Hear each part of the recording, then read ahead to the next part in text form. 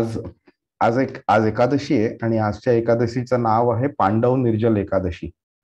आणि ची छोटीशी कहाणी म्हणजे भीमाला खायची खूप आवड असायची. पण बाकी सगळे पांडव सगळ्या एकादशीला उपवास करायचे, पण भीमाला कधी जमायचं नाही. म्हणून त्यांनी एकदा कृष्णाला विचारलं की बाबा मी काय करू, कसं करू.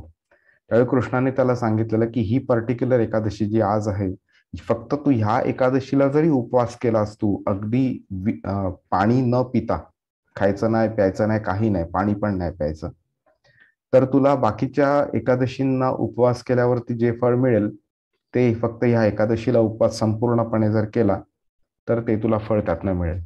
तर म्हणून वैष्णव जे असतात ते ह्या एकादशीला नक्कीच उपवास करतात. बाकी सगळ्या एकादशीला उपवास करतात, पण काही एकादशींना ते उपवासाचं खाऊन पिऊन करतात. पण ह्या एकादशीला ते काहीही न खाता न पिता उपवास करतात. तर आपण आतापर्यंत काही खाल्लं प्यायलं नसेल तर प्रयत्न करून बघा आपल्याला कसं जमतंय त्याप्रमाणे, आणि मग उपवास करावा. हरे कृष्णा.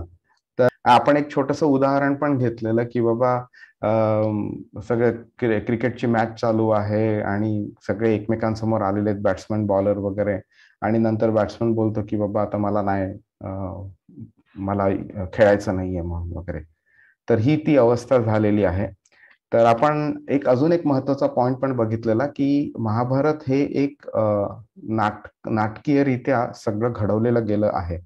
आणि ह्या घडवण्यामागचं कारण हे आहे की आपण कलियुगात आहोत.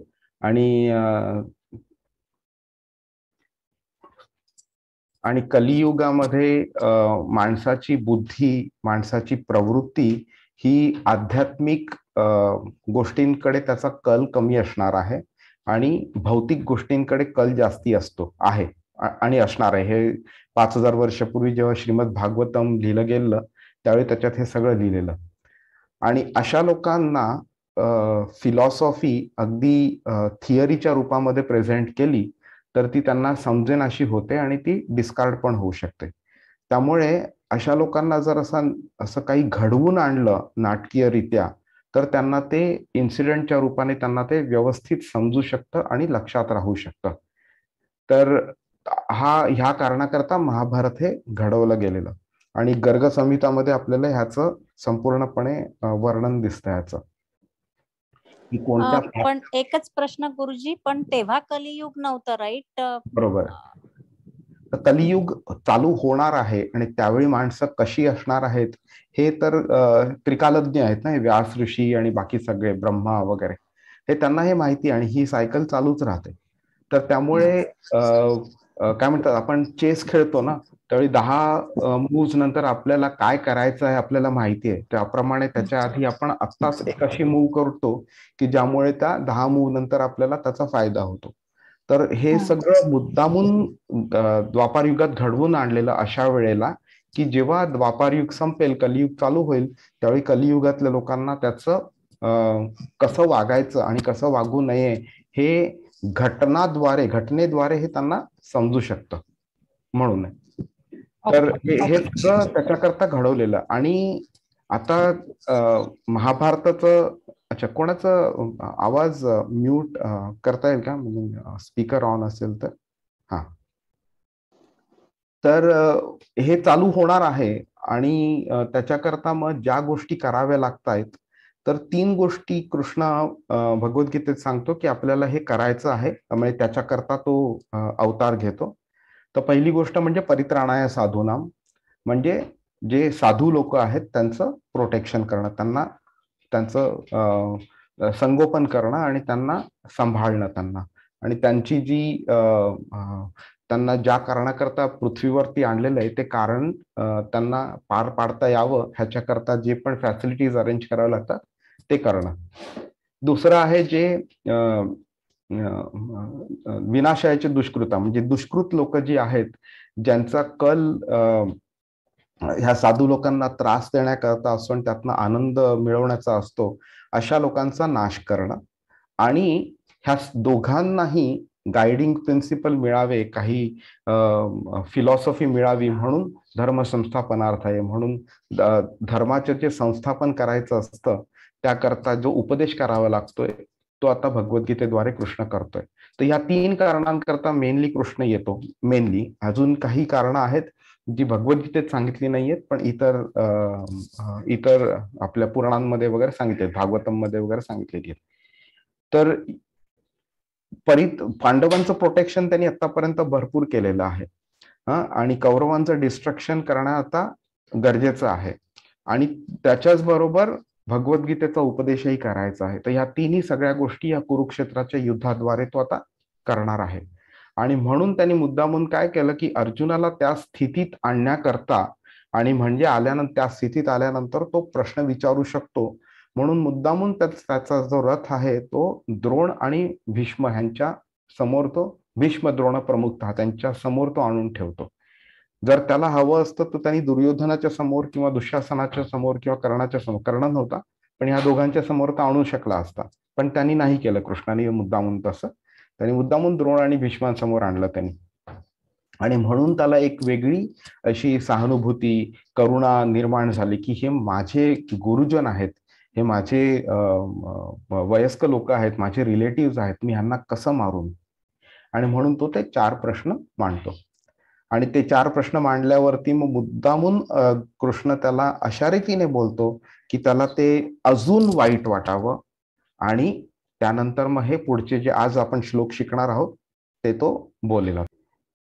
अर्जुन उवाच अर्जुन उवाच कथं भीष्ममहं संख्ये कथं भीष्ममहं संख्ये द्रोणं च मधुसूदन द्रोणं च मधुसूदन इषुभिः प्रतियोत्स्यामि इषुभिः प्रतियोत्स्यामि पूजार्हा वरिसूदन पूजार्हा वरिसूदन. हरे कृष्णा. ट्रान्सलेशन बाय श्रील प्रभुपाद की जय. जय. अर्जुन म्हणाला, हे हरिसूदन, हे मधुसूदन, मला पूजनीय असणाऱ्या भीष्म द्रोणांसारख्या व्यक्तीवर मी बाणाने प्रतिहल्ला कसा करू शकेन. हरे कृष्ण. हरे कृष्ण. थँक्यू.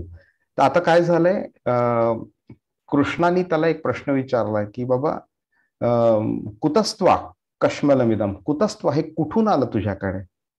तर आता त्या प्रश्नाला अर्जुन असं डायरेक्ट असं उत्तर देत नाहीये, पण त्या प्रश्नाला उत्तर म्हणून एक त्यांनी प्रतिप्रश्न केलाय त्याला की अरे हे तर माझे पूजनीय लोक आहेत, हे माझे गुरु आहेत, हे माझे वडीलधारी मंडळी आहेत, ह्यांच्यावरती तर खरं आपण पुष्पांचा वर्षाव केला पाहिजे, आणि तू तर मला सांगतोय की ह्यांच्यावरती बाण मार म्हणून.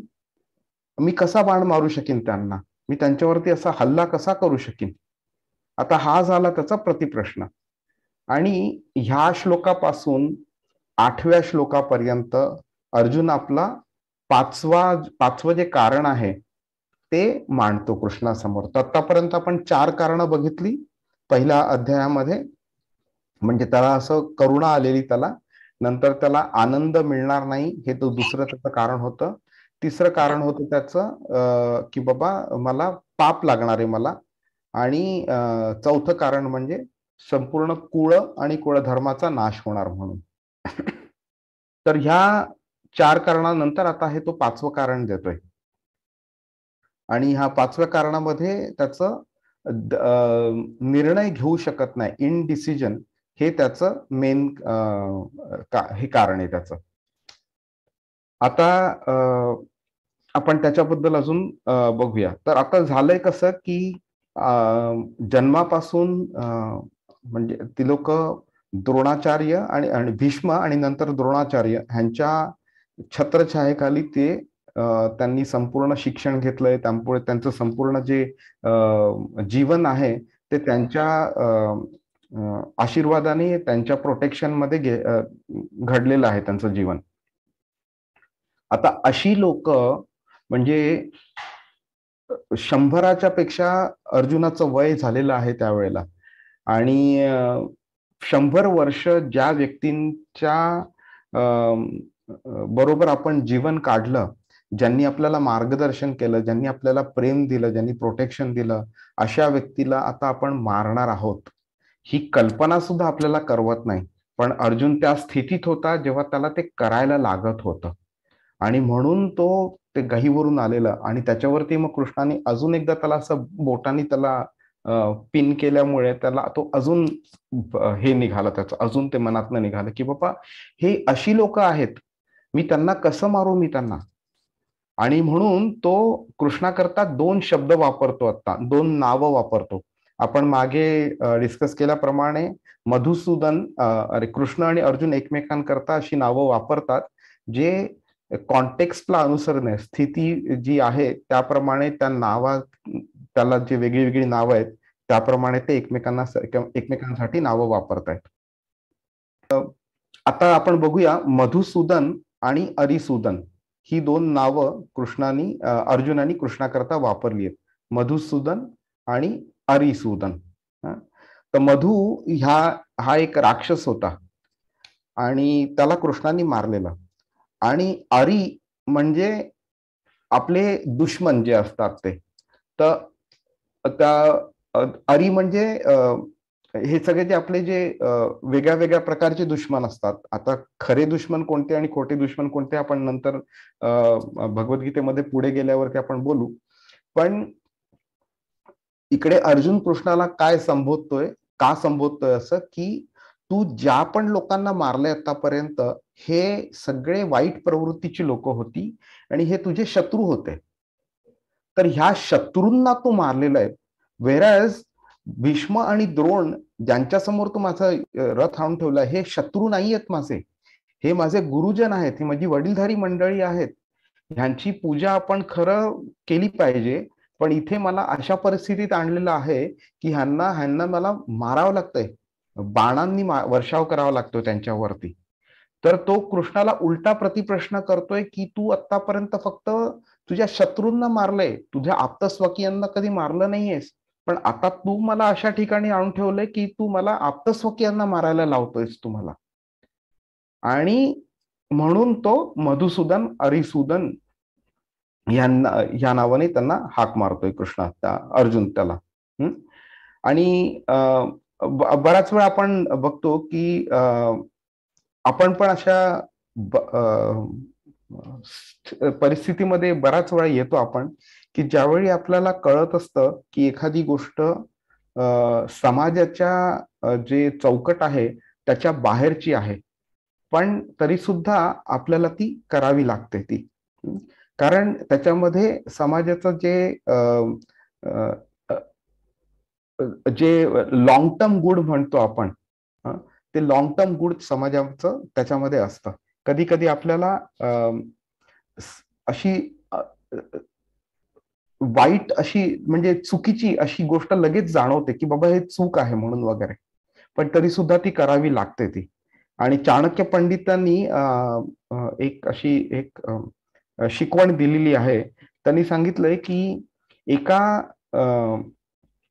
फॅमिलीच्या प्रोटेक्शन करता जर एखाद्या फॅमिलीतल्या एका माणसाला जर सॅक्रिफाईस करावं लागलं आपल्याला, तर ते एक्सेप्टेबल आहे का. म्हणजे तसं बघितलं तर त्या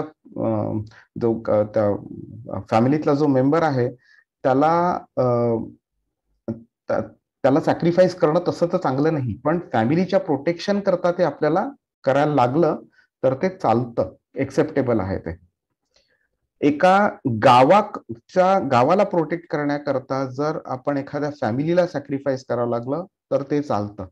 एखाद्या राज्याच्या सॅक्रिफाईस ला प्रोटेक्ट करण्याकरता एखाद्या विलेजला गावाला सॅक्रिफाईस करावं लागलं तर तेही चालतं. असं करत करत त्यांनी ह्या पद्धतीने शिकवलंय की एखादी छोटी गोष्ट सॅक्रिफाईस करून मोठा बेनिफिट मिळत असेल तर ते चालतं ते, आणि ते चांगलं असतं ते. इकडे सुद्धा भीष्म आणि द्रोण ह्यांना मारून जर का कौरवांचा नाश करता आला आणि कौरवांचा नाश करण्यामुळे जर पांडवांना, युधिष्ठिर सारख्या राजाला सिंहासनावरती बसवता आलं आणि धर्माचं प्रोटेक्शन करता आलं आणि आपल्यासारख्या कॉमन लोक जी आहेत त्यांना जर चांगली शिकवण देता आली, चांगले संस्कार देता आले, तर हे संपूर्ण जगाच्या दृष्टीने हे लॉंग टर्म गुड झालं. मग त्याच्याकरता शॉर्ट टर्म सॅक्रिफाईस करणं इज ऑलवेज राईट.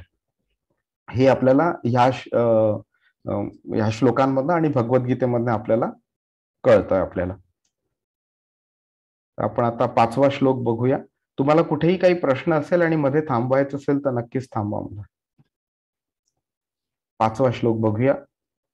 गुरुन हत्वा हि महानुभावान गुरुन हत्वा हि महानुभावान श्रेयो भोक्तुम भैक्षमपीह लोके श्रेयो भोक्तुम भक्षमपीह लोके हत्वार्थकामांस्तु गुरुनिहैव हत्वार्थकामांस्तु गुरुनिहैव भुञ्जीय भोगान् रुधिर प्रदिग्धान् भुञ्जीय भोगान् रुधिर प्रदिग्धान्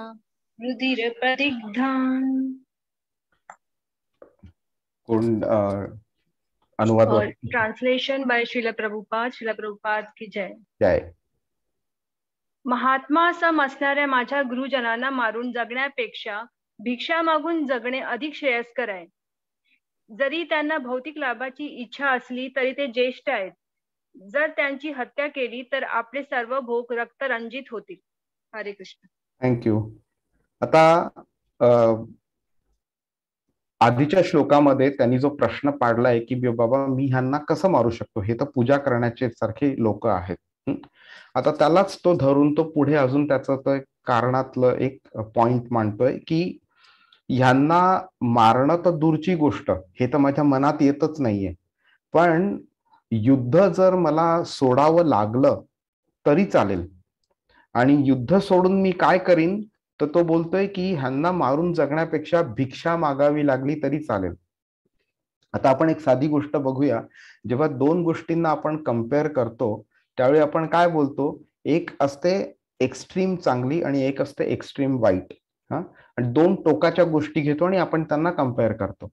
आता समजा एक मुलगा खूप चांगला क्रिकेट खेळतो, खूपच चांगला क्रिकेट खेळतो, तर आपण त्याला कोणाबरोबर कम्पेअर करू? मग आपण बोलणार की अरे हा तर अगदी सचिन तेंडुलकर सारखा चांगला खेळतो म्हणून. मग आपण म्हणजे काय झालं ह्याच्यामध्ये की आपण सचिन तेंडुलकर आपल्या दृष्टीने क्रिकेटच्या सर्वोत्तम पातळीवरती क्रिकेट खेळतो म्हणून आपण त्या मुलाला त्याच्याबरोबर कम्पेअर करतो. समजा त्याला अतिशय बेकार त्याला क्रिकेट खेळता येत असेल त्या मुलाला, तर आपण काय बोलू, अरे हा तर गल्लीतल्या मुलाचा सारखा पण क्रिकेट खेळत नाही, हा त्याच्यापेक्षा बेकार खेळतो. म्हणजे काय झालं, ही दोन टोकं झाली आणि ह्या दोन टोकांबरोबर आपल्याला पॉझिटिव्हली कम्पेअर करायचंय का निगेटिव्हली कम्पेअर करायचं, त्याप्रमाणे आपण ते कम्पॅरिझन करतो. आता इथे अर्जुन दोन गोष्टींना घेतल्यात त्यांनी कम्पॅरिझन मध्ये. त्यांनी पहिले सांगितले की हे माझे गुरुजन आहेत, आप्तस्वकी आहेत, वडीलधारी मंडळी आहेत, ह्यांना मी मारणं तर दूरची गोष्ट, हे खरं पूजा करण्याच्या लेवलची आहेत लोक. म्हणजे ही झालं एक्स्ट्रीम पॉझिटिव्ह झालं. दुसरं आहे की त्यांना मारून जगण्यापेक्षा मला भिक्षा मागावी लागली तरी चालेल. आणि तो बोलतोय की भिक्षा ही जी आहे ही एक्स्ट्रीम निगेटिव्ह झाली. तर खरं तसं बघितलं तर भिक्षा मागणं निगेटिव्ह नाहीये, पण अर्जुन का बोलतोय ते आपण समजून घेऊया. तर क्षत्रिय जी व्यक्ती असते, क्षत्रियची काही कर्तव्य असतात, जशी ब्राह्मणाची आणि कर्तव्य असतात तशीच वैश्य शूद्रांची पण कर्तव्य असतात. आणि एकमेकांनी एकमेकांची कर्तव्य पार पाडू नये. जसं आपण पूजा जेव्हा आपल्याला घरी करायची असते त्यावेळी आपण ब्राह्मणाला बोलवतो, मग आपण क्षत्रियाला बोलवत नाही आपण, कारण तिथे मारामारी नाही करायची, युद्ध करायचं नसतं. म्हणजेच काय, तर ब्राह्मण युद्ध शक्यतो करत नाहीत आणि ते त्याच्यात निपुण नसतात, आणि क्षत्रिय पूजा करत नाही त्याच्यात निपुण नसतात. त्यामुळे ते ज्या त्यांच्या फील्डमध्ये निपुण आहेत त्यांना जी कर्तव्य त्यांची नेमली गेलेली आहेत ती ते पार पाडतात. तसंच क्षत्रियाला भिक्षा मागणं अलाउड नसतं, हे फक्त ब्राह्मण करू शकतो आणि क्षत्रिय करू शकत नाही. म्हणून इथे अर्जुन सांगतोय की मला भिक्षा मागावी लागली तरी चालेल, पण त्यांना मारून जगणं हे मला पटत नाहीये. तर इथे श्रेय ह्या शब्दाचा वापर झालेला आहे, हा आपल्याला दिसत असेल तर दुसऱ्या ओळीतला पहिला शब्द. तर श्रेय म्हणजे दोन प्रकारचे म्हणजे आपण एखादं चांगलं करायचं असलं कोणाचं तर आपण दोन कॅटेगरीज मध्ये त्यांना आणू शकतो, की एक असतं शॉर्ट टर्म गुड आणि एक असतं लॉंग टर्म गुड. म्हणजे जी व्यक्ती ज्यांना लांबचं दिसतं त्यांना ते विचार करू शकतात, त्यांना लांबवर विचार केल्यानंतर एखाद्या गोष्टी केल्याने त्यांना फायदा दिसतोय का नाही दिसत, त्याप्रमाणे ते डिसिजन घेतात करायचं का नाही करायचं. काही व्यक्ती असतात जे फक्त अगदी त्यांची जी विचार करण्याची जी जो पल्ला असतो तो खूप छोटा असतो, त्यामुळे त्यांना फक्त तेवढाच विचार करता येतो आणि त्यामुळे पुढे जाऊन त्यांना विचार करता येत नाही. तर आता समजा एखाद्या व्यक्तीला पैशाची गरज आहे, तर तो त्यांनी समजा बोलले की अरे पैशाची गरज आहे, चला मला चोरी करून दे, मला पटकन मला पैसे मिळतील. आणि त्याला त्याच्यात काय दिसतं, त्याला त्याच्यात शॉर्ट टर्म गुड दिसतंय, कमीत कमी वेळेत होणारा फायदा. त्याला त्याच्यातनं लॉंग टर्म दिसत नाही. समजा चोरी केलं आणि 4 दिवस त्यांनी पैशांची मजा पण केली आणि नंतर ती चोरी पकडून आली आणि त्या माणसाला पोलिसांनी धरलं आणि त्याला 5 वर्षाकरता तुरुंगात ठेवलं.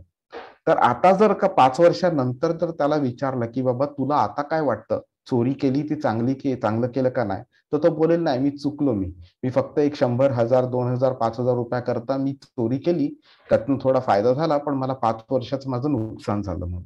म्हणजेच काय, तर त्याला लांबवरचं दिसत नव्हतं आणि थोडक्यात जे फायदा होणार आहे त्याच्यावरती त्यांनी त्याचा निर्णय घेतला. तर अशा प्रकारची जी दोन लॉंग टर्म गुड आणि शॉर्ट टर्म गुड असतं, त्याला दोन प्रकारचे दोन नाव आहेत त्याला, प्रेयस आणि श्रेयस. प्रेयस म्हणजे शॉर्ट टर्म गुड, श्रेयस म्हणजे लॉंग टर्म गुड.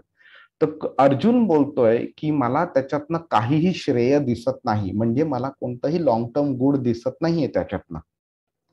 आता लॉंग टर्म हा प्रत्येकाच्या दृष्टीने एक वेगळा पल्ला असू शकतो. तर जो अर्जुन विचार करतोय लॉंग टर्म गुड, तो खरा लॉंग टर्म नाहीये, ते मीडियम टर्म आहे किंवा ते शॉर्ट टर्म आहे. ते कारण तो फक्त युद्धाच्या भोवतीचा विचार करतोय. युद्धापलीकडे जाऊन पुढे कलियुगामध्ये जो लोकांवरती ह्याचा परिणाम होऊ शकतो एवढा तो लांबवरचा आता विचार करत नाहीये. तो विचार फक्त भगवंत करू शकतात. त्यामुळे अर्जुनाच्या दृष्टीने जे श्रेय आहे ते कृष्णाच्या दृष्टीने फक्त प्रेयस आहे. पण कृष्णाच्या दृष्टीचं जे श्रेयस आहे ते अर्जुनाच्या अजून त्या दृष्टीपथाच्या पल्ल्यामध्ये येत नाही अजून. त्यामुळे इकडे तो बोलतो की मला ह्याच्यातनं काहीही लॉंग टर्म गुड, काहीही श्रेयस दिसत नाहीये. आणि त्याला वाटतंय की भिक्षा मागणं आणि आपलं जीवन जगणं हे श्रेयस्कर आहे, पण खरं ते प्रेयस्कर आहे, श्रेयस्कर नाहीये ते. आता तो पुढे जाऊन बोलतो हत्वार्थ कामांस गुरु निहैव. हे सगळे गुरु लोक आहेत, पण ही लोक कामाची इच्छा आहे त्यांची, ते त्यांच्या मनामध्ये एक प्रकारचा लोभ आहे आणि त्या लोभापोटी हे त्या कौरवांच्या बाजूने भांडताय. आता हा लोभ कोणता आहे हे बघून घेऊया आपण. तर द्रोणाचार्य, आपण मागच्या आठवड्यात ऐकल्याप्रमाणे द्रोणाचार्यांची परिस्थिती अतिशय खराब होती. त्यांच्याकडे एक पैसा पण नव्हता, काहीही नव्हतं. त्यांच्या मुलांनी जेव्हा दूध मागितलं त्यावेळी दूध पण नव्हतं, त्यांना एक गाय पण नव्हती त्यांच्याकडे. आणि मग द्रुपदकडे गेलेले आणि मग ते द्रुपदाने अपमान केलेला वगैरे ते सगळं झालं. तर सांगायचं असं की द्रोणाचार्यांची अशी परिस्थिती जेव्हा होती त्यावेळी कौरवांनी द्रोणाचार्यांची जी ही परिस्थिती होती अशा वेळेला त्यांना कौरवांनी एक मानाचं स्थान दिलं आणि गुरुचं स्थान दिलं आणि त्याप्रमाणे त्यांच्या प्रत्येक भौतिक गरजेची त्यांनी काळजी घेतली. तर ही जी त्यांनी काळजी घेतली आणि त्यांचं पालन पोषण जे झालं ते जे त्यांचं उपकार झालेले द्रोणाचार्यांवरती, त्या उपकारांच्या ओझ्याखाली ते कौरवांच्या बाजूने लढत होते. आणि म्हणून अर्जुन इथे बोलतोय की त्यांना हे फक्त म्हणजे लोभापोटी ते करतायत, ते कर्तव्य नाहीये हे त्यांचं. कर्तव्य खरं तर त्यांना सत्याच्या बाजूने लढणं आहे, पण त्यांना हे कळतंय की ते चुकतायत, तरी सुद्धा ते कौरवांच्या बाजूने लढतायत. आणि अशी लोक ज्यांना ते चूक आहे हे कळतंय आणि तरी सुद्धा ते करतायत, त्यापेक्षा आपण जास्ती रिस्पॉन्सिबली वागलं पाहिजे. आपल्याला कळतंय ते चुकतायत आणि आपल्याला कसलाही लोभ नाहीये, तर मग आपण का ह्या युद्धामध्ये भाग पाडलं पाहिजे. तर आपण इथे अर्जुनाची जी विचारशक्ती आहे ह्याचं आपण एक अप्रिसिएशन करू शकतो की तो कोणत्या लेवलला जाऊन विचार करतोय. आणि अर्जुनाची परिस्थिती समजणं पण आवश्यक आहे आपल्याला, की त्यांनी कौरवांनी केलेले एवढे अत्याचार अन्याय जे होते ते सहन करून सुद्धा तो असा विचार करतोय. आणि ह्याच्या उलट आपण दुर्योधनाबद्दल जेव्हा पहिल्या अध्यायात दुर्योधनाचे जे शब्द ऐकलेले त्याच्यामध्ये आपल्याला जाणवत होतं की त्याला एक वेगळा आनंद निर्माण झाला जेव्हा भीष्मांनी शंख फुंकला तेव्हा, की बाबा आता युद्ध होणार, इतक्या वर्षापासून मी पांडवांबरोबर युद्ध करण्याची जी इच्छा ठेवलेली ती माझी इच्छा पूर्ण होणार आणि मी जिंकणार आणि मला राज्य मिळणार. त्याला त्याच्यात कोण मारलं जातंय आणि कोण मरतंय कोण जगतंय ह्याचं काहीही देणं घेणं नव्हतं. तो एवढा स्वार्थी होता की कितीही लोकांचा बळी द्यावा लागला तरी चालेल, पण मला राज्य मिळालं पाहिजे. ह्या उलट इथे अर्जुन बोलतोय की ह्यांना मारण्यापेक्षा मला भिक्षा मागावी लागली तरी चालेल, पण मला युद्ध नाही करायचं. आणि पांडवांना हे व्यवस्थित माहिती होतं की भीष्म आणि द्रोण हे फक्त 2 असे योद्धे आहेत की जे संपूर्ण कौरवांना प्रोटेक्शन दिलंय त्यांनी. जर का त्यांना मारलं तर कौरव काहीही पुढे करू शकणार नाही आणि त्यांना मारणं आवश्यकच आहे जर युद्ध जिंकायचं असेल तर. त्यामुळे तो फक्त ह्या दोघांचा रेफरन्स देऊन आता बोलतोय तो. आणि आणखी शेवटी तो बोलतोय की ह्या युद्धामुळे जो पण फायदा होणार आहे हा फक्त रक्तरंजित असणार आहे. हा फक्त रक्तानी संपूर्णपणे त्याचं आनंद आपल्याला म्हणजे काहीही मिळणार नाही. त्या रक्त संपूर्ण त्या आनंदावरती विरजण म्हणून पाडलं जाणार आहे. तर हा झाला 5वा. न चैतद्विद्मः कतरन्नो गरीयो न चैतद्विद्मः कतरन्नो गरीयो. जेव्हा आपण संस्कृत जेव्हा श्लोक बोलतो ना त्यावेळी तो शब्द जो आहे तो पूर्णपणे बोलायचा. न चैतद्विद्मः, न च एतद असा त्याचं विभागणी केलेली आहे. न च एतद आणि विद्मः असे 4 शब्दांनी हा बनलेला आहे.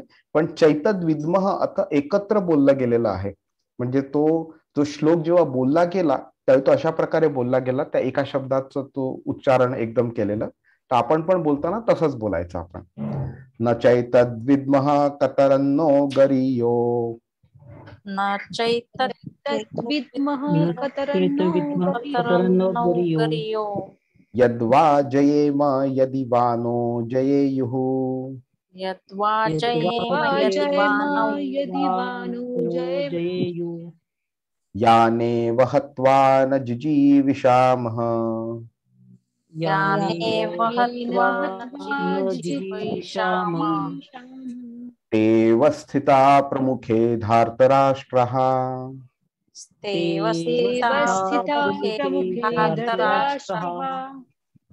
हे जे श्लोक आहेत हे 2 प्रकारचे श्लोक आहेत संपूर्ण भगवद्गीतेमध्ये. एक असा श्लोक आहे जो पहिल्या ओळीमध्ये म्हणजे 8 शब्द येतात आणि एक श्लोक आहे ज्याच्यामध्ये 12 शब्द येतात. तर जे 12 शब्दाचा जो श्लोक आहे त्याचं उच्चारण नाही, त्याचं जे ट्यून आहे ती वेगळी असते. 8 वाल्या श्लोकांची ट्यून वेगळी आहे. आणि कधी कधी तुम्ही असं बघाल की ते आणि वस्थितामध्ये एक असा एस लिहिलेला गेला आहे. तर आपल्या बऱ्याच लोकांना माहिती असेल की ते अवस्थिता जर इंडिव्हिज्युअली बोललं तर आपण असे शब्द बोलतो, पण हा श्लोक आहे हा एकत्र बोलायचा असेल त्यामुळे ते ह्या शब्दाला आपण जास्ती थोडं ताणतो आपण. तेव स्थिता असं बोलतो, किंवा जर वेगळं वेगळं बोललं तर ते अवस्थिता प्रमुखे धार्तराष्ट्र, पण तो श्लोक असल्यामुळे आपण एकत्र बोलतो, तेव स्थिता प्रमुखे धार्तराष्ट्र असं. अनुवाद ट्रान्सलेशन पपट बाय श्रीला प्रभुपाद. जय श्रीला प्रभुपाद. जय श्लोक. त्यांच्यावर विजय प्राप्त करणे की त्यांच्याकडून पराजित होणे या दोहोंपैकी कोणती गोष्ट अधिक चांगली आहे हे आम्हाला कळत नाही. जर आम्ही धृतराष्ट्र पुत्रांची हत्या केली तर आम्हाला जगण्याची आवश्यकता नाही, तरी देखील युद्धभूमीमध्ये ते आमच्या समोरच उभे आहेत. हरे कृष्ण. थँक्यू माताजी. आता हा झाला त्याचा 5वा प्रश्न, 5वं कारण त्याचं, की मी निर्णय घेऊ शकत नाही. हा, तर निर्णय काय आहे तर आपण जरा निर्णय घेणं त्याला का डिफिकल्ट आहे ते आपण जरा समजून घेऊया इकडे. हा, तर आता अर्जुनाकडे पर्याय किती आहेत आणि कोणकोणते आहेत ते बघून घेऊया. तर पहिला पर्याय त्याच्याकडे आहे की युद्ध करायचं आणि युद्ध केल्यामुळे पांडव जिंकू शकले तर काय होईल, त्यांना सगळ्या कौरवांना मारावं लागणार. म्हणजे त्याच्यामध्ये आप्त स्वकीय नातेवाईक पुरुष वगैरे सगळे आले त्याच्यामध्ये, मित्र वगैरे. हा त्याचा पहिला पर्याय झाला. दुसरा पर्याय म्हणजे युद्ध करायचं आणि पांडवांच्या ऐवजी कौरव जिंकणार. हा, आणि कौरव जेव्हा जिंकतील त्यावेळी पांडवांना मारलं जाणार, म्हणजे पांडव मेल्याशिवाय कौरव जिंकणं शक्यच नाहीये. हे पहिले 2 पर्याय झाले जर युद्ध केलं तर. दुसरं म्हणजे तिसरा म्हणजे क्षत्रिय आहे तो, त्यामुळे तो युद्धातनं पलायन पण करू शकत नाही. हा झाला तिसरा. चौथा पर्याय म्हणजे क्षत्रिय असल्यामुळे तो भिक्षा पण मागू शकत नाही. आधीच्या श्लोकात बोललं की भिक्षा मागून त्यांना मारण्यापेक्षा जगणं हे जास्ती चांगलं आहे, भिक्षा मागून जगणं चांगलं आहे. पण त्याला माहिती आहे हे शक्य नाहीये, कारण तो क्षत्रिय आहे, भिक्षा मागू शकत नाही. हा त्याचा चौथा पर्याय झाला. आता 5वा म्हणजे आपण बोलू शकतो अरे ठीक आहे, पण युद्ध झालंच पाहिजे याचं काही गरज नाहीये ना, शांती पण काहीतरी गोष्ट आहे ना. तर तो इथे सांगतोय की बाबा ह्या क्षणी शांती प्रस्ताव मांडणं शक्यच नाहीये. सगळी लोक युद्धावरती ठाकली गेलेली आहेत. शांतीबद्दल बरंच बोलणं आधी झालेलं आहे. हा, आणि दुर्योधनाने ते सगळे प्रस्ताव जे आहेत ते म्हणजे लाथ मारली त्यांनी त्या सगळ्या प्रस्तावात. बाकी पांडव तर जाऊन दे, कृष्णाच्या स्वतःच्या प्रस्तावाला पण दुर्योधनाने लाथ मारली. आणि दुर्योधनाचा हेकेखोरपणा त्याला कारणीभूत होता. म्हणजे स्वतः त्यांचं पूर्ण राज्य बळकावून घ्यायचं, राज्य तर नाहीच द्यायचं परत. त्यांनी 5 गाव मागितलं तर 5ही गाव परत नाही द्यायचे. हा झाला 5वा पर्याय. आणि 6वा पर्याय हा म्हणजे खरा पर्याय नाहीये, पण आपण बोलतो ना वेगळ्या वेगळ्या पॉसिबिलिटीज काय असू शकतात वगैरे, म्हणून ते अगदी एक्स्ट्रीम एंडला जाऊन विचार करायचा तर की युद्ध झालं चालू तर मध्येच सोडून देणं. म्हणजे आपण ह्याच्यातनं सगळ्या पॉसिबिलिटीज कव्हर केला. युद्ध केलं तर, युद्ध नाही केलं तर. युद्ध केलं तर पांडव जिंकतील किंवा कौरव जिंकतील. युद्ध जर नाही केलं तर भिक्षा मागायची किंवा पळून जायचं किंवा मध्येच थांबवून द्यायचं, किंवा ह्या दोघांमधला प्रस्ताव म्हणजे शांती. पण हे सगळे प्रस्ताव प्रयत्न करून झालेले, पण सगळे ते रिजेक्टेड होते. आणि आता एकच पर्याय उरलेला म्हणजे युद्ध करणं. आणि त्या युद्ध करण्यामध्ये सुद्धा 2 येतात. पांडव जिंकले तर कौरवांना म्हणजे त्याच्या आप्तस्वकीयांना मारावं लागेल, पांडव जिंकले तर कौरव जिंकले तर पांडवांना मारावं लागेल. आणि हे सगळे पर्याय अशक्य होते. अर्जुनाला हे म्हणजे तसे मान्यच नव्हते. त्यामुळे तो ह्या अशा परिस्थितीमध्ये आलेला की बाबा मी काय करू आता, मला काहीच कळत नाही. पळून नाही जाऊ शकत, मारू नाही शकत, मरू नाही शकत, भिक्षा नाही मागू शकत, मी काय करू. अशा युद्धाला कशी म्हणजे कसा होकार देऊ शकले ज्याच्यामुळे दोन्ही घराण्यांचा पूर्ण नाशच होणार आहे म्हणून. आणि त्यामुळे प्रत्येक त्या एका दुःखामुळे ते दुर्योधना वगैरे ह्यांना संबोधायचं असेल तर धार्तराष्ट्र म्हणजे धृतराष्ट्राची पुत्र या नावाने नेहमी संबोधायचे. त्याच्यामुळे आपल्याला कळून येतं की दुर्योधनाला दुर्योधन म्हटणं अर्जुनाला तेवढं वाईट नाही वाटणार, पण धार्तराष्ट्र म्हणजे धृतराष्ट्राची पुत्र हे नाव घेऊन संबोधलं तर त्यांना ते जास्ती वाईट वाटेल.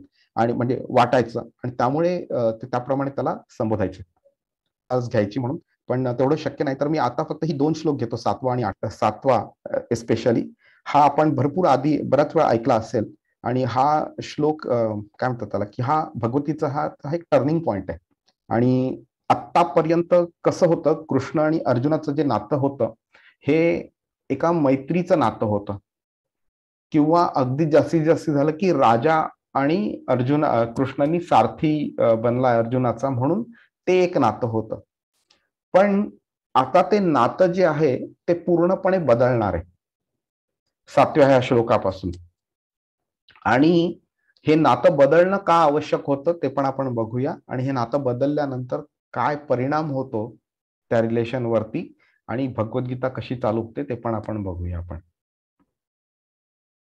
आता आपण 7वा श्लोक बोलूया. कार्पण्य दोषोपहत स्वभावः कार्पण्यदोषोपहत स्वभावः पृच्छामि त्वां धर्म सम्मूढचेताः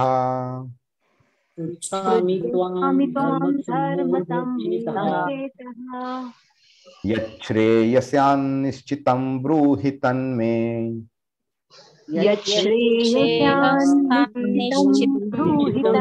तन्मे शिष्यस्तेऽहं शाधि मां त्वां प्रपन्नम्।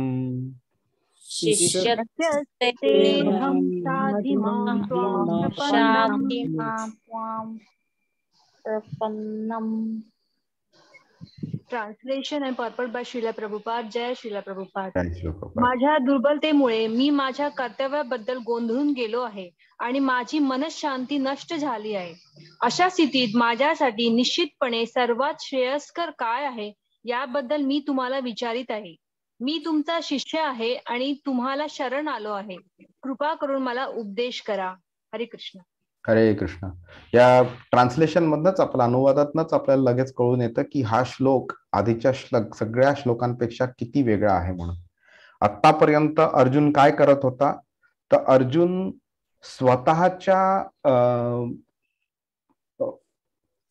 स्वतःला जे आहे त्याचं जे ज्ञान, त्या ज्ञानाचा आधार घेऊन अर्जुन संपूर्णपणे त्यांनी त्याचं रिझन्स मांडले. आणि त्यांनी बोलला की हे होऊ शकतं, ते होऊ शकतं, असं नाही करायचं, तसं नाही करायचं, ह्या कारणाकरता आपण असं नको करायला, तसं नको करायला. त्यांनी सगळे त्याची कारणं मांडली त्याची. पण एवढं करून सुद्धा त्याला जाणवत होतं की त्यांनी जी कारणं मांडली आहेत ती बरोबर नाही आहेत म्हणून. आणि एवढा विचार केला त्यांनी पॉसिबिलिटीजचा की हे होऊ शकतं, ते होऊ शकतं. ह्या सगळ्या पॉसिबिलिटीजचा विचार करून सुद्धा त्याला उत्तर मिळालं नाही त्याला, आणि म्हणून तो जास्ती गोंधळून गेला आहे. आणि पण त्यांनी काय केलं, आपण जसं करतो तसं नाही केलं त्यांनी. आपण एखाद्या गोष्टीमध्ये गोंधळून गेलो तर आपण काय करतो, आपण आपल्या पद्धतीने जे आपल्याला बरोबर वाटेल त्या वेळेला ते आपण करतो. पण अर्जुनानी तिथे तसं नाही केलं. अर्जुनानी कृष्णाला विचारलं, भगवंताला विचारलं. असं नाही की अर्जुनाला कृष्ण कोण आहे हे माहीत नव्हतं म्हणून. त्याला आपल्याला लगेच कळून येतं की अर्जुनाला कृष्ण कोण आहे हे आधीपासून माहीत होतं. आणि आपण त्याची आधी म्हणजे आपण दंभोदकाची, सहस्त्र कवचाची आपण कहाणी वगैरे पण ऐकली आहे. त्याच्यामध्ये आपल्याला कळून येतं की नर नारायण जे अवतार आहे त्यातले नारायण हा स्वतः कृष्ण आहे आणि नर हा अर्जुन आहे म्हणून. तर अर्जुन हा कोणी साधारण व्यक्ती नव्हता, तर तो इथे एक रोल प्ले करतो आहे तो, की एका गोंधळलेल्या व्यक्तीचा रोल प्ले करतोय. पण गोंधळलेली व्यक्ती जेव्हा आपल्यासारखी असते त्यावेळी आपण पहिली गोष्ट म्हणजे आपल्याला आपण गोंधळलो आहोत की नाही हेच कळत नाही. कळलं तरी आपण ऍडमिट नाही करणार, आणि अगदी ऍडमिट केलं तरी आपल्याला हे नाही कळणार की आपण कोणाकडे जायला पाहिजे सल्ला मागायला. आणि सल्ला मागितल्यावरती सुद्धा आपण अशा पद्धतीने मागू तो सल्ला की बाबा मला सगळं कळतंय पण तरी पण तू सांग तुला काय वाटतंय ते. आणि त्यांनी सल्ला दिल्यानंतर सुद्धा आपण काय करतो, तुला काय कळतंय, मला जे कळतंय तेच बरोबर आहे, तो काहीही सांग, मला जे हवं तेच मी करणार. आणि सल्ला त्यांनी दिल्यानंतर सुद्धा आपण तो आपल्या आयुष्यामध्ये त्याचं इम्प्लिमेंटेशन करत नाही. पण अर्जुनानी तसं काही केलेलं नाहीये. अर्जुनानी ओळखलंय की त्याला तो गोंधळला गेला आहे. ते काय कशाबद्दल गोंधळला गेलाय, तर कर्तव्याबद्दल गोंधळला गेलाय. मी माझ्या कर्तव्याबद्दल गोंधळून गेलो आहे. आणि हे गोंधळ का निर्माण झालाय मनामध्ये, कारण मानसिक दुर्बलता आहे तिकडे. आणि मानसिक दुर्बलता का आहे, कारण ज्ञान नाही आहे तिकडे. तर ज्ञान नसल्यामुळे मानसिक दुर्बलता झाली आहे. मानसिक दुर्बलतेमुळे कर्तव्याबद्दल तो गोंधळून गेला आहे. त्या गोंधळामुळे काय झालंय, त्याची मनशांती नष्ट झालेली आहे. तो कम्प्लिटली त्याला वेगळे वेगळे त्याला त्रास होत आहेत, मानसिक त्रास होत आहेत, अश्रू येत आहेत, त्याच्या गलित गात्र झालंय शरीर, तोंडाला कोरड पडली आहे, गांडीव त्यांनी बाजूला ठेवलंय, सगळं युद्धामध्ये युद्ध करण्याच्या ऐवजी तो फक्त रथावरती बसून राहिलाय, रडतोय तो तिकडे. हा, आणि आता इथे तो अजूनही सांगतोय की बाबा माझं म्हणजे सगळं अंगावरती कंप निर्माण झाले, डोळ्यातनं अश्रू वगैरे निर्माण झालेले आहेत. ह्यामुळे माझी सगळी मनशांती नष्ट झालेली आहे. आता ही मनशांती नष्ट झाल्यावरती आपण काय करतो, काही लोक आत्महत्या करतात, किंवा काही लोक म्हणजे आपलं कर्तव्य त्याला सोडून देतात, दुसरंच काहीतरी करतात. किंवा आपण बघतो आता ना की ज्या लोकांना दारू प्यायला आवडते, तर ती लोक काय बोलतात का जर खूप दुःख झालेलं असलं तर दारू प्यायल्यामुळे मला त्याचा विसर पडतो आणि मला बरं वाटतं. काही लोक बोलतात खूप आनंदी झालो की मी दारू पिणार. काही लोकांना खूप दुःख झाल्यावर दारू पितात. हा, आणि अशा चुकीच्या समज असतो लोकांचा की अशा परिस्थितीमध्ये दारू पिणं हे बरोबर आहे. हा त्यांचा गैरसमज आहे. ह्या गैरसमजामुळे ते असे पावलं उचलतात. पण इथे अर्जुन काय करतोय, अर्जुन अगदी परफेक्ट असं जे आहे ते पाऊल उचलतोय पुढे.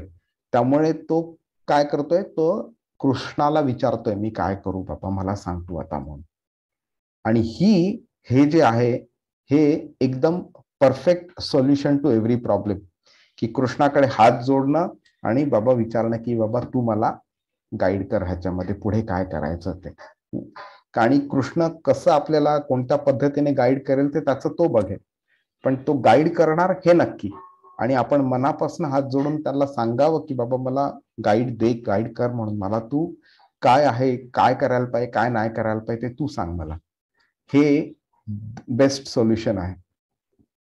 आणि इकडे अर्जुन काय करतोय, तर 2-3 गोष्टी करतोय. पहिली गोष्ट म्हणजे तो कृष्णाला शरण गेला आहे. हा, बऱ्याच वेळा काय होतं, आपल्याला एखादी गोष्ट करायची असते, हा, पण ती आणि करायची त्यातनं आपल्याला फायदा दिसत असतो, पण ती करू नये असं हे समाजाची चौकट आहे. पण आपल्याला काय हवं असतं की कोणीतरी मोठ्या व्यक्तीने किंवा कोणत्या तरी व्यक्तीने आपल्याला ते सांगावं की तू कर, आणि त्याची आपण वाट बघत असतो.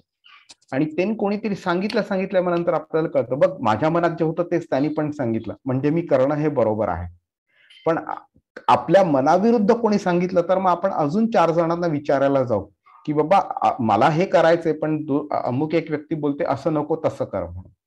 आणि मग नंतर अजून 2 जणांना विचारायचं. मग त्यापैकी एखाद्याने सांगितलं नाही रे तुझ्या मनात जे आहे ते बरोबर आहे, तू कर म्हणून, तर मग त्यांनी आपल्याला सांगितलं म्हणून आपण ते करायला चालू करतो. इकडे अर्जुन तसं करत नाहीये.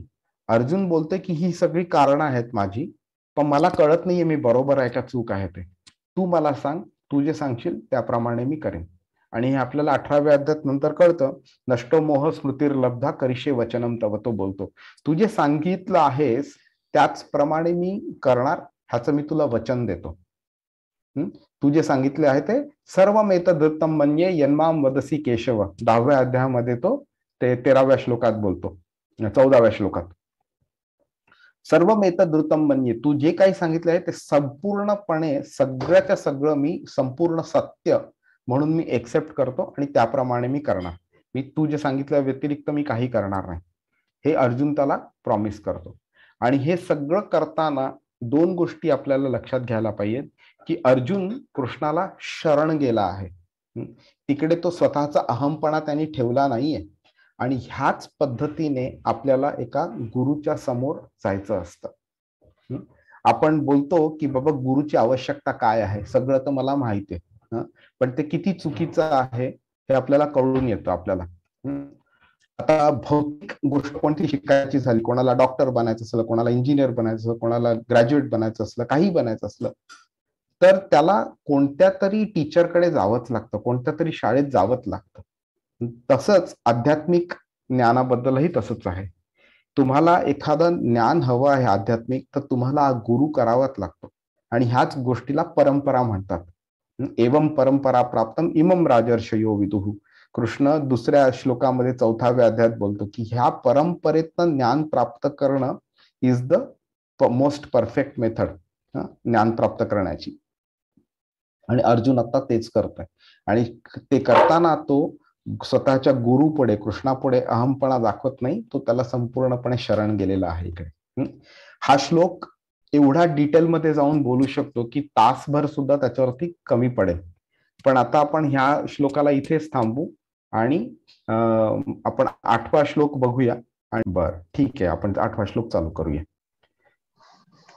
नहि प्रपश्यामि ममानुपद्यात् नहि प्रपश्यामि ममापनुद्यात् यच्छोकमुच्छोषणमिन्द्रियाणाम् यच्छोकमुच्छोषणम् इन्द्रियाणाम् अवाप्य भूमावसपत्नमृद्धम्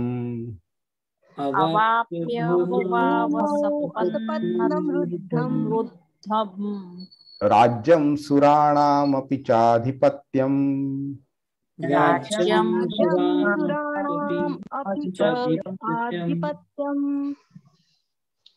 translation and purport by Srila Prabhupada. जय श्रील प्रभुपाद. ज्या योगे माझ्या इंद्रियांना सूक्ष्म पाडणाऱ्या शोकाला नाहीसे करता येईल असा उपायच मला दिसत नाही. स्वर्गातील देवांसारखे सार्वभौमत्व असलेले, वैभवशाली आणि प्रतिस्पर्धी नसलेले राज्य प्राप्त करून सुद्धा मला या शोकाचे निराकरण करता येणार नाही. हरे कृष्ण. थँक्यू. आता हा श्लोक आहे, हा आधीच्या श्लोकामध्ये त्यांनी शरण गेलाय कृष्णाला. त्यानंतर पुढे तो एक अजून गोष्ट मांडतोय कृष्णापुढे की तुझ्या सांगण्या व्यतिरिक्त मला कोणताही मार्ग दिसत नाहीये ह्या परिस्थितीतनं बाहेर पडण्याचा. आणि तो त्याला सपोर्ट करणाऱ्या अजून गोष्टी तो 2 मांडतोय. तर तो काय बोलतोय की अवाप्य भूमावसप्रत्नमृद्धम राज्यम सुराणामपि चाधिपत्यम. आता छोटा ही एकच लाईन आहे, एक शब्द बघूया. अवाप्य मिनिंग ज्याला आपण मेजर करू शकणार नाही, मोजू नाही शकणार, मापू नाही शकणार, असं अवाप्य. भूमावसपत्नमृद्धम म्हणजे ह्याच्यामध्ये भूमा म्हणजे पृथ्वी आणि असपत्नम म्हणजे ज्याच्यावरती कोणीही आपल्याला चॅलेंज करू शकणार नाही. आपण बोलतो ना की जर का सचिन तेंडुलकर चांगला क्रिकेट खेळतो तर अजून कोणता तरी चांगला बॉलर असेल किंवा अजून चांगला बॅट्समन असेल. तर इथे तो बोलतोय की असं जर का मला राज्य मिळालं, जी संपूर्ण पृथ्वी मला मिळाली आणि ज्याच्यामध्ये अजून कोणताही राजा नसला, मी एकटा राजा असलो, आणि ते नुसतं राज्य म्हणजे हस्तिनापूर जेव्हा त्याचं 2 विभागणी केली गेली तर इंद्रप्रस्थ एक होतं आणि हस्तिनापूर दुसरं होतं. तर इंद्रप्रस्थामध्ये काहीही उगत नव्हतं. अक्षरशः ती फक्त बंजर म्हणतात त्याला ह्याच्यामध्ये, बहुतेक उर्दू किंवा हिंदीमध्ये तशी जमीन होती ज्याच्यामध्ये काहीही उगत नव्हतं. अशी जमीन त्यांना पांडवांना दिलेली. तर तो बोलतोय की अशी जमीन, अशा जमिनीबद्दल मी नाही बोलत आहे, मी रुद्धम बोलतोय. मी म्हणजे समृद्ध, जिकडे सगळं काही उगवतंय, सगळं काही मिळतंय, अशी जमीन मिळाली ज्याच्यावरती कोणताही दुसरा राज्य नाही. संपूर्ण पृथ्वी मिळाली मला. आणि राज्यम सुराणामपि चाधिपत्यम म्हणजे जिकडे जे देवता जे लोक आहेत ते सुद्धा माझा म्हणजे त्यांना एन्व्हिल जळतील माझ्यावरती. त्यांना देवतांना कसं ह्याच्यावरती म्हणजे स्वर्गामध्ये स्वामित्व आहे, ते संपूर्णपणे राज्य करतात, असं स्वामित्व करणारी मला पद मिळालं तरी सुद्धा मला ते ह्या युद्धामधून होणारा जो नुकसान आहे त्याच्या समोर मला हे नको आहे. आणि तरी माझे ह्याचा मला जो शोक झालेला आहे, ह्या शोकाचं निरसन कोणत्याही प्रकारचं भौतिक आनंद जरी मला मिळालं तरी या शोकाचं निरसन होऊ शकणार नाही. आता आपल्याला 2-3 गोष्टी आपल्याला ह्याच्यातनं या श्लोकातनं शिकता येतात. पहिली गोष्ट म्हणजे अर्जुनानी स्वतःचं संपूर्ण जे ज्ञान होतं ते ज्ञान त्यांनी त्याचा वापर केला आहे आणि कृष्णासमोर त्या ज्ञानाद्वारे त्यांनी काही प्रश्न मांडलेत. 28व्या श्लोकापासून पहिल्या अध्यायाच्या त्यापासून दुसऱ्या अध्यायाच्या ह्या 8व्या श्लोकापर्यंत त्यांनी संपूर्ण त्याचं ज्ञान वापरलंय आणि त्या ज्ञानाद्वारे त्यांनी हे प्रश्न टाकलेले आहेत. तरी सुद्धा तो बोलतोय की हे ज्ञान माझ्या शंकेचं निरसन करू शकत नाही. दुसरी गोष्ट तो बोलतोय की जेवढा पण मला मटेरियल बेनिफिट्स मिळणार आहेत, भौतिक आनंद मिळणार आहे, तो भौतिक आनंद सुद्धा माझ्या या शंकेचं निरसन करू शकत नाही. तिसरी गोष्ट त्यांनी कोणाकडे तो शरण गेलाय? कृष्णाकडे, आणि कृष्णाला त्यांनी त्याचा गुरु मानलेला आहे. तर ह्याच्यातनं आपल्याला समजू शकतो आपण की कृष्णा व्यतिरिक्त किंवा गुरु व्यतिरिक्त आपल्या आध्यात्मिक शंकेचं निरसन कोणीही करू शकत नाही. आणि तो कृष्णाला काय सांगतोय की तू मला काय सांग म्हणून? तर मला इन्स्ट्रक्शन्स दे, माझ्या शंकेचं निरसन कर, मला समाधान दे मला, आणि तू मला संपूर्णपणे तू प्रवचन कर. म्हणजेच काय तर श्रीमद भगवद्गीता किंवा श्रीमद भागवतम ह्या ग्रंथांव्यतिरिक्त आपल्याला आध्यात्मिक सुख काय आहे हे कळणं अशक्य आहे. तर आपण आता ह्या अशा स्टेजला आलो आहोत भगवद्गीतेच्या की आता अर्जुनानी प्रश्न विचारलेले आहेत आणि कृष्ण आता बोलायला चालू करणार. 8व्या श्लोकात अर्जुन प्रश्न विचारून त्याचे पूर्ण होतात आणि 11व्या श्लोकामध्ये कृष्ण बोलायला चालू करतो. तिकडनं खरं भगवद्गीता चालू झाली असं म्हणू शकतो. हे आतापर्यंत जे होतं 46 श्लोक पहिल्या अध्यायाचे आणि 10 श्लोक दुसऱ्या अध्यायाचे, हे सगळं बॅकग्राऊंड आहे आणि 11व्या श्लोकापासून भगवद्गीता चालू होते. 9व्या आणि 10व्या श्लोकामध्ये संजय त्या परिस्थितीचं स्वतःच्या पद्धतीने अनालिसिस करतो आणि तो ती परिस्थिती धृतराष्ट्र समोर मांडतो आणि मग 11व्या श्लोकापासून आपला कृष्ण बोलायला चालू करतो. आणि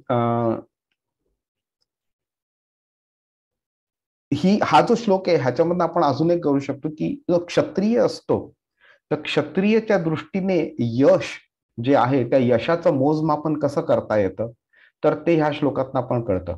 आता समजा आपल्याला एखाद्या बॅट्समनचं मोजमापन करायचंय, तर तो यशस्वी आहे की नाही हे मोजमापन करायचं असेल तर आपण काय करू की त्यांनी किती धावा केल्या, किंवा गोलंदाज असेल तर त्यांनी किती विकेट्स घेतले, किंवा विकेट किपर असेल तर किती कॅच केले, किती स्टंपिंग केलं, असं करतो राईट. म्हणजे आपण काय ठरवतो, एक रोल जो असतो त्या रोलचं सक्सेस क्रायटेरिया जो असतो त्याचं आपण मेजरमेंट करतो. आपण तसं क्षत्रियाचं मेजरमेंट जर करायचं असेल तर काय आपण करतो, त्याच्याकडे किती भूमी आहे, त्याच्यावरती किती शत्रू आहेत त्याचे, त्याची भूमी बळकावण्याकरता, आणि त्याची जी भूमी आहे ती किती समृद्ध आहे, आणि त्याला त्याच्यावरती अधिपत्य गाजवता येतं की नाही, म्हणजे त्याच्या मनात एखादी गोष्ट आली तर कोण त्याला अपोज करू शकतं का. या सगळ्या अशा जे पॅरामीटर्स आहेत, ह्या सगळ्या पॅरामीटर्स मधनं अर्जुन बोलतोय की मला हे संपूर्णपणे जे चांगलं आहे ते जर मला मिळालं तरी सुद्धा माझ्या शंकेचं निरसन होऊ शकत नाही. आणि म्हणूनच आपण मगाशी बोललो त्याप्रमाणे कोणतीही भौतिक गोष्ट आपल्याला आध्यात्मिक सुख कधीही देऊ शकणार नाही, आध्यात्मिक सिच्युएशन मध्ये कधीही हेल्प करू शकणार नाही आपल्याला. तर हा झाला 8वा श्लोक. ठीक आहे. हरे कृष्ण प्रभूजी, दंडवत प्रणाम. दंडवत प्रणाम. प्रभूजी, आता जसं अर्जुनाची जशी म्हणजे संख्य म्हणजे त्यांना असं डाऊट यायला लागला की बाबा माझ्या होत नाही म्हणून, तर असं म्हणजे आपल्या लाईफ मध्ये पण असं कधी संकोच वगैरे आला तर आपण गोंधळून वगैरे जातो, तर ऍट द टाइम म्हणजे कसं सिच्युएशन त्या हँडल वगैरे करायचं. आणि माझा दुसरा क्वेश्चन आहे की तुम्ही हे 2 श्लोकांनी 4 श्लोकांमध्ये ते असं सांगितलं लाईन मध्ये, तर ते मला थोडं परत एकदा जरा सांगाल काय प्रभूजी? मला पहिला प्रश्न समजला, मी त्याचं उत्तर देतो. दुसरा प्रश्न मला समजला नाहीये. तर पहिल्या प्रश्नाचं उत्तर म्हणजे आपण कृष्णासमोर जेव्हा उभे राहतो ते कोणत्या कारणाकरता उभे राहतो हे महत्वाचं आहे. अजिबात इम्पॉर्टन्स दिलेलं नाहीये. आणि त्यांचं जेवढं पण त्याचं प्रवचन आहे ते फक्त आध्यात्मिक आनंद करताय, आध्यात्मिक प्रगती करता आहे. त्यामुळे आपल्याला जर आपण कर्मची जर आपल्याला फिलॉसॉफी कळली आपल्याला पूर्णपणे, तर आपल्याला कळेल की ज्या गोष्टीला आपण सुख किंवा दुःख मानतो ती खरी सुख आणि दुःख नाहीच आहे. आणि ते जास्ती लांब नाही, आपल्याला दुसऱ्या अध्यायाच्या 14व्या श्लोकातच कृष्ण सांगतो हे. तर ते सुख आणि दुःख ही परिभाषा आपल्या पद्धतीने आपण त्याची आपण ती मांडतो, पण ते खरं सुख किंवा दुःख नाहीच आहे. आणि याचं छोटंसं उदाहरण घ्यायचं झालं तर आपण बघू ना, आपण बोलू की बाबा एखाद्या माणसाला लॉटरीचं तिकीट लागलं आणि त्यांनी 1 कोटी रुपये जिंकले. हा, आणि तर आपण काय बोलू, वाव किती सुखी माणूस आहे. त्या माणसाला पण वाचेल की बाबा मला केवढं सुख मिळालं म्हणून आता 1 करोड रुपयात. पण असं समजा, असं विचार करा की त्या माणसाच्या घरी रात्री चोरी झाली, हे सगळे 1 करोड रुपये चोर घेऊन गेले आणि त्याच्या घरचे जे कपडे होते, टीव्ही वगैरे होतं, सगळं घेऊन गेले. तर मग काय झालं, मग आपण बोलू की बाबा त्या 1 करोड रुपये मिळाले ते सुख होतं का दुःख होतं? कारण ते 1 करोड रुपये त्याला मिळाले ही न्यूज सोसायटीमध्ये पसरली म्हणून चोर त्याच्या घरी आले, म्हणून ते तर पैसे नेले, बाकीच्या गोष्टी पण नेल्या, मग त्याच्याकडे जे होतं ते पण गेलं त्याचं. मग ते सुख का दुःख? त्यामुळे सुखाची परिभाषा जेव्हा आपण आपल्या दृष्टीने करतो त्यावेळी ते फक्त भौतिक दृष्ट्या ते सुख असतं ते. पण भगवंताच्या दृष्टीने आपण जर बघितलं तर लॉंग टर्म गुड जे श्रेयस आहे त्या दृष्टीने ते खरं सुख आहे. त्यामुळे आपण भगवंताकडे मागणं ही चूक नाहीये, पण भगवंत नेहमी काय करतात की आपण मागितल्यावरती आपल्याला त्याची खरोखर गरज आहे की नाही, आणि त्या जर आपल्याला मिळालं तर आपल्या आध्यात्मिक प्रगतीवरती त्याचा चांगला परिणाम होणार आहे का वाईट परिणाम होणार आहे, त्याप्रमाणे तो आपल्याला द्यायचं की नाही द्यायचं ते तो ठरवतो. आणि बरोबर, आणि आपलं कर्म पण तसं चांगलं असलं पाहिजे ते मिळण्याकरता. त्यामुळे आपण जेव्हा अशा परिस्थितीमध्ये कधी आलो की बाबा काय करायचं काय नाही माहिती वगैरे आपल्याला, तरी सुद्धा भगवंताला शरण जाणं is the solution to all problems. आणि मग आपल्याला मार्गदर्शन पण तोच करतो. 15व्या अध्यायात 15व्या श्लोकात कृष्ण बोलतो, सर्वस्य चाहम हृदय सन्निविष्टो, मी सर्व जीवात्म्यांच्या हृदयामध्ये परमात्मा म्हणून स्थित आहे. हा, तर आपला परमात्मा जो हृदयात असतो तो सुद्धा कृष्णाचा अवतार एक आहे. त्यामुळे आपण जेव्हा नमस्कार करतो त्यावेळी परमात्मा आपल्या हृदयात आपल्या मनात काय चाललेलं आहे ते सगळं जाणत असतो, त्याप्रमाणे तो तथास्तु बोलत असतो. तर आपल्याला एखादी गोष्ट मिळावी की नाही मिळावी आणि मिळाल्याने आपल्याला आध्यात्मिक प्रगती होणार आहे का नाही होणार आहे ह्या दृष्टीने तर आपल्याला द्यायचं की नाही तो ठरवतो. आणि त्यामुळे कोणत्याही परिस्थितीमध्ये आपण जेव्हा अडकलो त्यावेळी एकच गोष्ट करायची, म्हणजे संपूर्णपणे शरण जाऊन हात जोडून नमस्कार करून त्याला आपली मागायचं काही जे काय आहे ते. खरं तर कधी भौतिक गोष्ट मागू नये कृष्णाकडनं, पण ही एक पायरी असते. सुरुवातीला आपल्याला भौतिक गोष्टीपासून मागणं अवॉइड नाही करताय, पण जसं जसं आपण पुढे जाऊ तसं भौतिक गोष्टी न मागता फक्त आध्यात्मिक प्रगती मागणं चांगलं असावं. प्रभूजी, जे तुम्ही बोलले ना 2 लाईनचा श्लोक आणि 4 लाईनचा श्लोक, म्हणजे कसं वाचायचं तर समजलं नाही. बरं, आता आपण हा श्लोक बघा की हा जरा हा 12 शब्दांचा श्लोक आहे, एक लाईन आहे.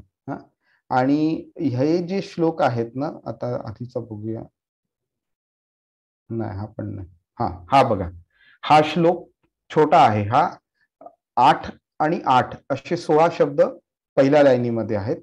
आणि हे जे श्लोक आहेत ना, ही जी पूर्ण लाईन आहे गुरुना हत्वापासून लोकेपर्यंत, ही 24 शब्द आहे त्याच्यामध्ये. तर ह्यांचं प्रोनाउन्सिएशन, ह्यांचं जी आपण म्हणतो ते थोड्या वेगळ्या पद्धतीने म्हणतो. कथम भीष्ममहं संख्ये द्रोणं च मधुसूदन इषुभिः प्रतियोत्स्यामि पूजार्हा वरिसूदन. ही एक चाल झाली. दुसरी चाल म्हणजे अशी, गुरु न हत्वा हि महानुभावान श्रेयो भोक्तुम भैक्षमपीह लोके हत्वार्थ कामांस्तु गुरु निहैव भुंजीय भोगान रुधिर प्रदिग्धान.